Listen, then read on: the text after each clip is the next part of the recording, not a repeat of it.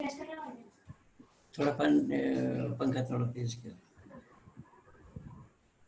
हाँ गुरु जी, तो आपको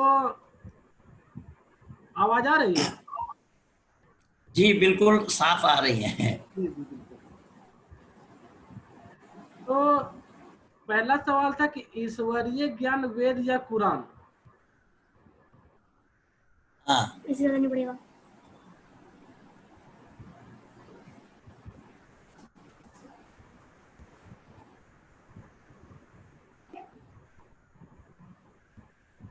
हेलो।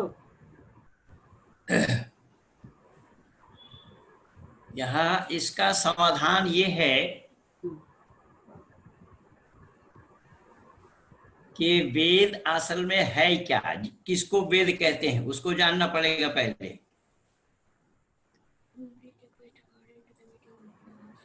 वेद कहते हैं परमात्मा का दिया हुआ ज्ञान को, जिसमें वेद में विद जाने, विद विचारेन, विद सत्तायाम, विद लाभे, ये सब वेद के अर्थ होते हैं। विद ज्ञाने, ज्ञान किसका? परमपिता परमात्मा का। किन के लिए? तो मनुष्य मात्र के लिए। कितना? के मनुष्य मात्र को जितना चाहिए। कब से? आदि सृष्टि से।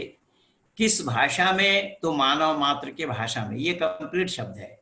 अब रही बात कि असल में परमात्मा का जो दिया हुआ ज्ञान है वो हम कैसे जानेंगे कि ये परमात्मा का दिया हुआ ज्ञान है?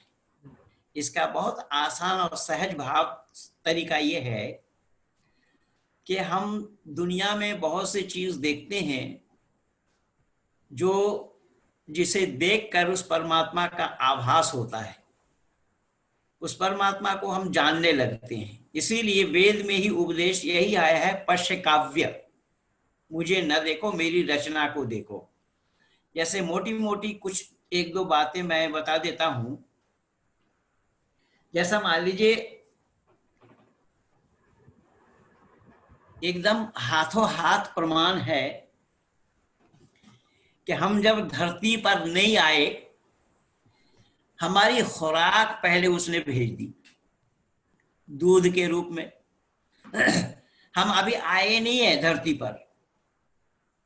पर हमारा खुराक आ गया, खाना भेज दिया परमात्मा ने। अब वो किसी के कहने पर नहीं, किसी के मांगने पर नहीं, और मांगने से पहले दिया और जरूरत से ज्यादा दिया। अब इन चीजों को देख करके भी अगर यह मानव जो अपने को मानव कह रहा है, ये उस परमात्मा को समझने का प्रयास ना करे तो इससे बड़ी मूर्खता दुनिया में और क्या है। पहला प्रमाण। दूसरा प्रमाण ये है कि हमारी जो रोजमर्रा की चीजें हैं, मैं बहुत बार बोला हूं और आपके पास भी वो सारा रिकॉर्डिंग है और आपने भी एक दो को छकाया है इस मामले में।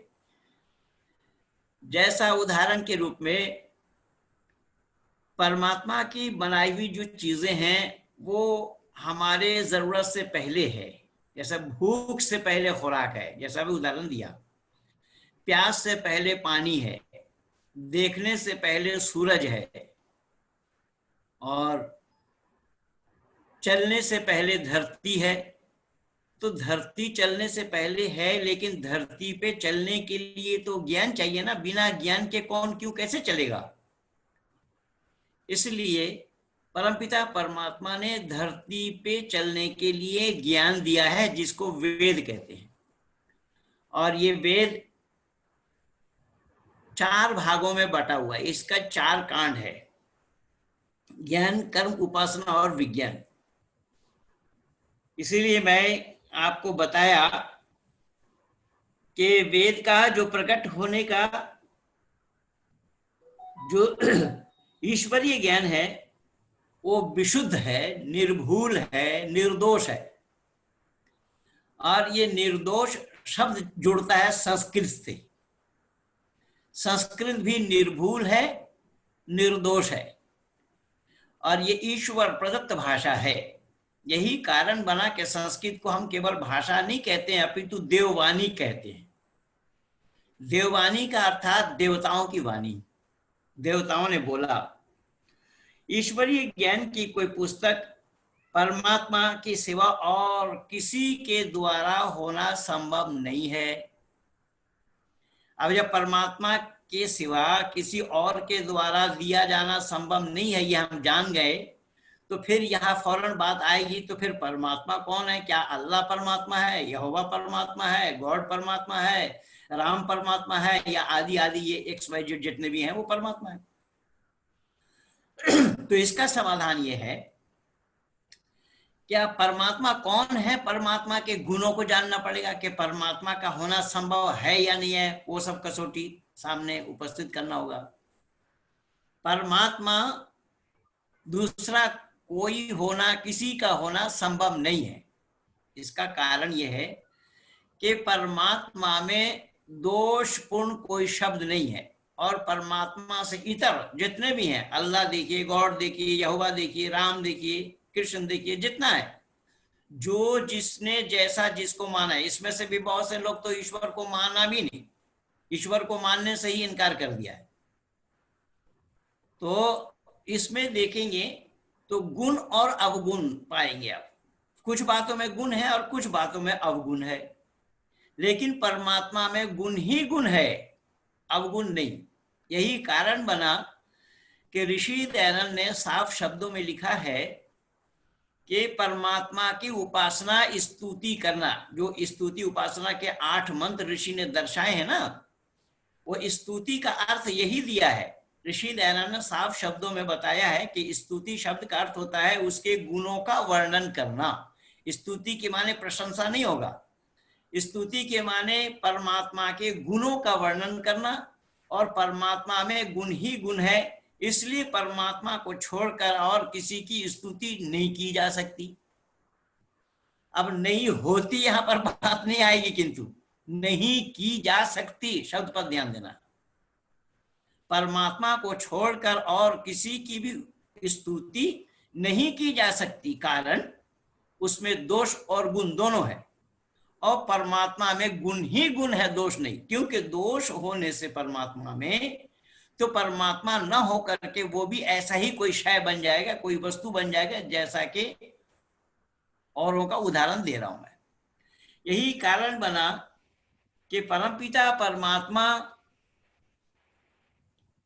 अनादि है, और ये जीवात्मा भी अनादि है, और प्रकृति भी अनादि है। ये 3 तत्व अनादि हैं।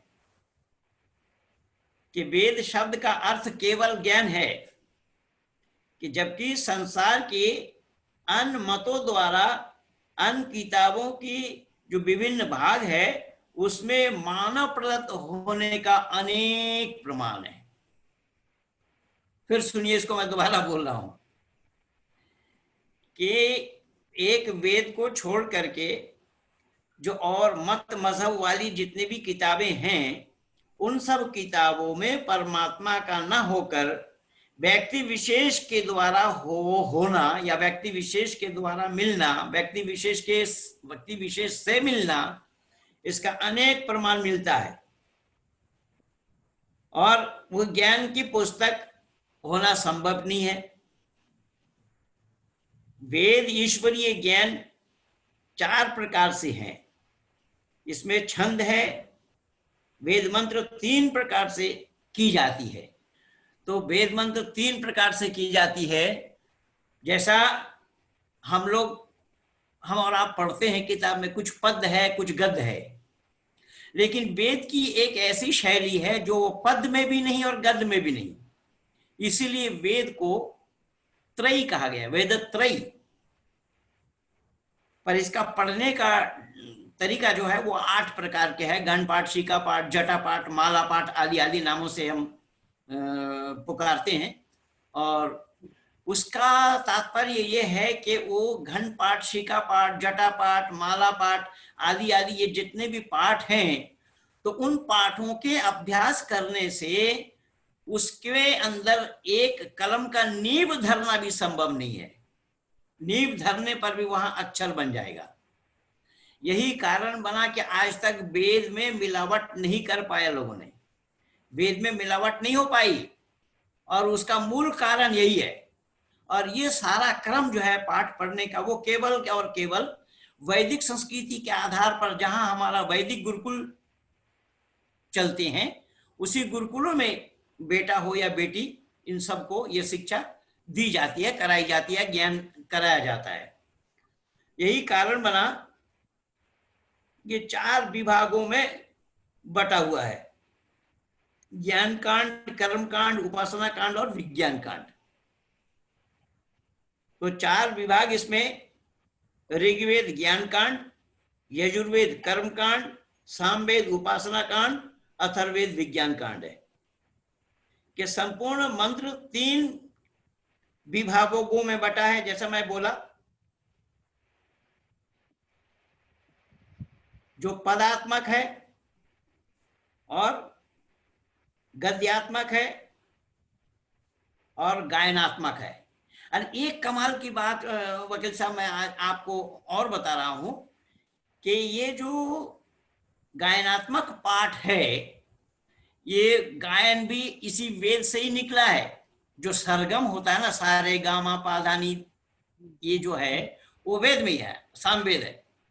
और ये सामवेद को छोड़ करके इसकी शिक्षा दुनिया भर में किसी के पास नहीं है। ये पाली वाले जितने भी उधम मचा रहे हैं ना, आज तो मैं अपने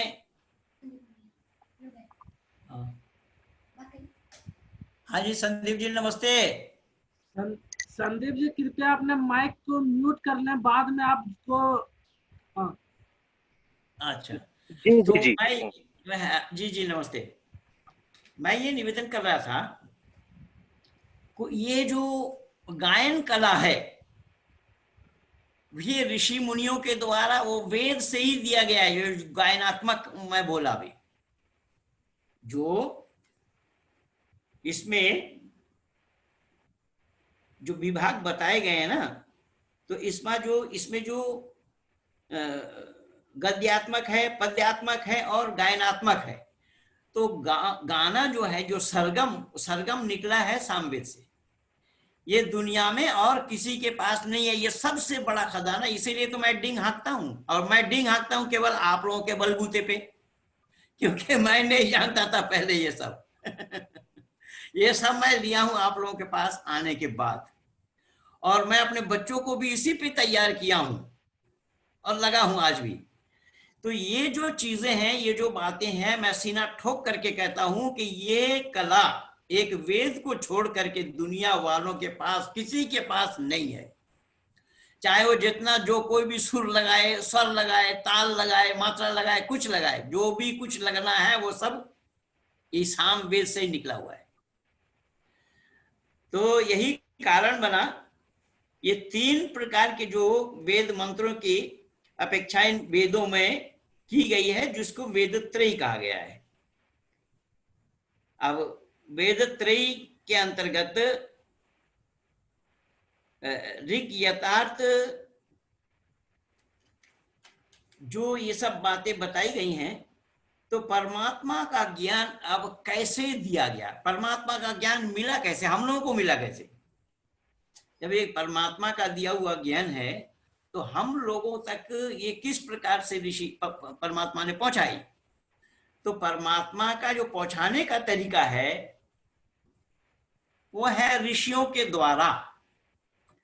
कि ऋषि कौन होते हैं, तो ऋषि वे मंत्र दृष्टा, वो जन्म जन्मांतरों के जो कर्म के आधार पर ही जो ऋषि होते हैं, जो सर्वगुण संपन्न होते हैं, और जिसमें लेश मात्र भी दोष न हो। और वो 1-2 दिन से नहीं, वो जन्म जन्मांतर से जो ये इस जो मोक्ष बताया जाता है, मोक्ष एक शेड्यूल्ड पीरियड का नाम है मोक्ष। और उस मोक्ष रूपी पीरियड को पार करने के बाद जो ऋषि होते हैं, जिनके अंदर में हर प्रकल्प में, यानी ये इसको प्रकल्प कहा जाता है, हर सृष्टि जो बोलते हैं ना लोग, उसको सृष्टि निरंतर, सूर्य चंद्रमा सौधाता यथा पूर्वम कल्पयत, वेद कहता है कि पहले भी था, अब भी आगे भी रहेगा। इस क्रम में हर प्रकल्प होता है, और हर प्रकल्प में ये 4 युग होते हैं, सत, द्वापर, त्रेता और कली। इन चारों युग में ऋषि 4 ही होते हैं और जिनका नाम यही होता है, अग्नि, वायु, आदित्य और अंगिरा। ये चारों ऋषियों के हृदय में परमात्मा प्रकट कराते हैं।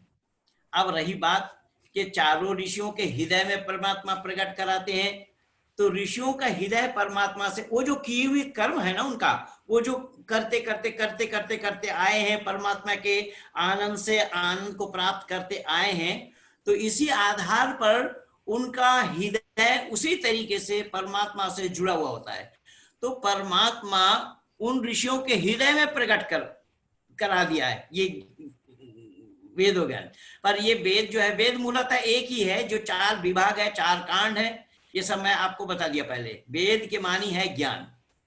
अगर वेद 4 हो गया तो एक ऋषि दूसरे वेद से वंचित हो जाएंगे, इसीलिए मूलतः वेद एक है, 4 विभाग है, 4 कांड है। और पढ़ने का तरीका 8 प्रकार से है, लेकिन पद, गद और दोनों के बीच में एक जो क्रम है, तो ये 3 हो गया। तो अब ऋषि के हृदय में तो हम अपने साथ भी ले सकते इसको, जो हमारे और आपके साथ इतने दिनों से जो संपर्क है, हम दोनों एक साथ जुड़े हुए हैं, हम दोनों वार्तालाप करते हैं। कई बार कुछ आप कहना चाहते हैं, लेकिन आपके कहने से पहले ही मैं बोल दिया, या मैं बोलना चाहता हूं, मेरे बोलने से पहले ही आप बोल गए। अब ये क्या, ये है अट्रैक्शन। इसी का नाम अट्रैक्शन होता है, आज भी ये मौजूद है। तो ठीक उसी तरीके से जो ऋषि हुए हैं, ऋषि के अंदर में दोष नहीं होता, ऋषि के अंदर में अभी लेश मात्र भी दोष नहीं है, और बिल्कुल मुक्त आत्मा कहा जाता है। और मुक्त आत्मा होने के कारण परमात्मा की प्रेरणा उनके हृदय को घर कर जाता है। आज भी हम ले सकते हैं इसको, एक छोटा, बहुत छोटी छोटी मिसाल है, देखिएगा। कई बार हम और आप जब कोई गलत काम कर जाते हैं ना, या गलत काम करने का मन बनाते हैं, तो मन में गलत काम करने से पहले ही मन में भय, लज्जा और शंका उत्पन्न हो जाता है। देखा होगा भैया आपने भी कई बार ट्राई करके। हम और आप नहीं, दुनिया में मानव कहलाने वाला कोई, क्योंकि परमात्मा के साथ तो हिंदू, मुस्लिम, सिख, ईसाई, जैनी, बोधी का कोई भेद ही नहीं है ना। ये भेद तो दुनिया के दुकानदारों ने खड़ा किया है, अपने दुकानदारी चमकाने के लिए, अपनी दुकानदारी करने के लिए, अपना उल्लू सीधा करने के लिए, अपने सामान मार्केट में बेचने के लिए, मानव समाज को एक दूसरे से लड़ाने के लिए, मानव समाज में वैमनस्यता पैदा करने के लिए, इन सब दुकानदारों का ही काम है ये। तो इन दुकानदारों ने इस काम को किया है, लेकिन परमात्मा अगर ये काम करे तो परमात्मा पर दोष लगेगा। यही कारण है कि परमात्मा कोई भी वस्तु मानव के लिए देते हैं, करते हैं, तो वह परमात्मा बिना भेदभाव के, इसीलिए वेद में आया है, यथेमं वाचम कल्याणी मां बदानी जनेभ्य। ये कल्याणी वाणी मानव मात्र के कल्याण के लिए है, केवल आर्य समाजियों का कल्याण नहीं करता, हिंदुओं का नहीं करता, भारतीयों का नहीं करता, मानव मात्र के लिए। तो यही कारण बना कि भय, लज्जा और शंका वो केवल हमारे आपके गलती करने से हमारे और आपके मन में नहीं, कि बल्कि जो कि इस वेद का विरोधी है, जो वेद को नहीं मानता, जैसे ये बौद्धिस्ट लोग वेद को नहीं मानते, कम्युनिज्म विचारधारा वाले वेद को नहीं मानते, वाममार्गी वेद को नहीं मानते, नास्तिकवाद वेद को नहीं मानते, लेकिन इनके दिल में भी भय, लज्जा और शंका उत्पन्न करा देते हैं परमात्मा। भय, लज्जा, शंका उत्पन्न कराने वाले का नाम ही परमात्मा है। अब अगला कोई ये बात ना माने, वो तो उसकी बुद्धिमानी है कि सही जानकर, सच्चाई जानकर उसको न मानना, इसका नाम हठ और दुराग्रह है। और ऋषि भी कह रहे हैं इस बात को कि सच्चाई को जानकर उस सच्चाई से मुंह मोड़ लेना, सच्चाई को इनकार कर देना। जैसे कई बार हम लोग भी लोकाचार में बोलते हैं ना कि बिल्ली को देख करके कबूतर आंख बंद कर लेती है, तो इसी तरीके से ये बिल्ली वाली और कबूतर वाली बात हो जाएगी कि भय, लज्जा, शंका उत्पन्न होने के बावजूद भी अगर हम ये नहीं मानते हैं कि कौन है वो भय, लज्जा और शंका उत्पन्न कराने वाला, जो हम काम करना चाहते हैं, अभी किया भी नहीं है, मन में आया है, लेकिन मन में आने से पहले ही वो बात आ जाती है, भय, कोई देख ना ले, लज्जा, पकड़े जाएंगे तो क्या होगा, शंका कि ना मालूम पकड़े तो नहीं जाएंगे, इस तरीके से। लेकिन यहां देखिए एक एक मिसाल मैं दे रहा हूं इसके साथ साथ कि अल्लाह ने अपना पैगंबर जिनका नाम यूसुफ था, और ये वीडियो मैं बना करके दिया हूं, यूसुफ बादशाह जुलेखा की पत्नी, मिस्र का बादशाह था, मिस्र का बादशाह अजीज की पत्नी जुलेखा जिनका नाम था। तो जुलेखा जब उन पर आशिक हो गई और उनको अपने कमरे में ले गई, अल्लाह ने पहले से कमरे में लिखा रखा था कि कुरान की आयतें लिखी हुई थी। अब ये अंदाजा लगाइए कि कुरान की आयतें लिखी हुई थी, वहां पर ये कहा भी जा रहा है, फरिश्ता द्वारा अल्लाह कहलवा रहे हैं, या यूसुफ लवफ़ख्तल खतिय्यत यमहुल्लाहु इस्मिका मिन दीवानिल अंबिया। ऐ यूसुफ, इस गलत काम को न करो, अंबियाओं के खाता से तुम्हारा नाम काटा जाएगा, पैगंबरों के खाता से तुम्हारा नाम काटा जाएगा। अब ये काम अल्लाह का है, लेकिन परमात्मा ये काम नहीं करते, ये काम परमात्मा का नहीं है। परमात्मा किसी व्यक्ति विशेष को जाकर के लिख करके दिखा देंगे कि ये गुनाह है, ये पाप है, ना, नहीं, सवाल ही नहीं है। परमात्मा भय लज्जा शंका, यूसुफ के मन में भी भय लज्जा शंका उत्पन्न हुई थी, इसीलिए वहां से वो भागा, और भागता भाग